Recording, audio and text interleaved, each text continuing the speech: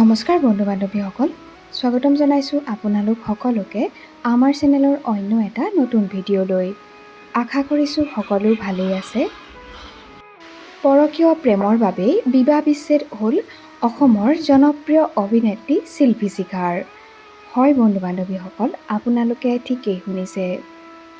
সুন্দৰকৈ জীৱন কটোৱাৰ সপোন দেখা তিনিজনীয়া পৰিয়ালটোত লাগিল আউল। স্বামীৰ ভুলৰ বাবে বিবাহ বিচ্ছেদ কৰিলে সৰু পৰ্দাৰ অভিনেত্ৰী শিল্পীশিখাই।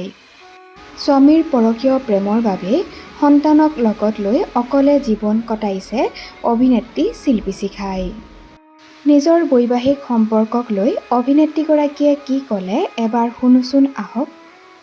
একচুৱেলি এই শব্দটো বৰ বেয়া জানা, ডিভোৰ্চ বিৰাট বেয়া। যেনেকৈ ধৰা তোমাৰ মানুহে যে কয় যে কিবা এটা বস্তু মোক যোন ট্ৰিগাৰ কৰি আছে, ট্ৰিগাৰ এনেকৈ যিমানে কোৱা ন সেই বস্তুটো তোমাক বেছি এফেক্ট কৰে। গতিকে যিটো কোৱা সেইটো হয়, আমি চবেই জানো যে মানুহে যেনেকৈ কয় তেনেকৈ একচুৱেলি লাইফত হয়।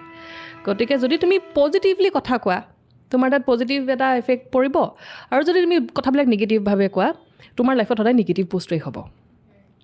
তো ডিভোৰ্চ কথাটো এনেকুৱা, ডিভোৰ্চ মানুহে ইচ্ছা কৰি নিদিয়ে, আৰু ৰিলেশ্যন এটা কৰাৰ সময়ত কোনো এনেকুৱা ভাৱ লৈ নাযায় যে দুদিনমান ৰিলেশ্যনটো চলিব তাৰপিছত মই ডিভোৰ্চ ল'ম। মানে কোনোবাই পাৰিছে আছে, মোৰ সহ্যসীমা পাৰ হৈছে, মই ইয়াৰ পিছত আৰু এডজাষ্ট কৰিব পৰা নাই, মই ইয়াতকৈ বেছিকৈ নিজক ধ্বংস হোৱাটো বিচৰা নাই, মই মোৰ ছোৱালীজনীৰ জীৱনটো ছিকিউৰ হোৱাটো বিচাৰিছোঁ, সেইকাৰণে মই গুচি আহিছোঁ এটা সম্পৰ্ক এৰি থৈ।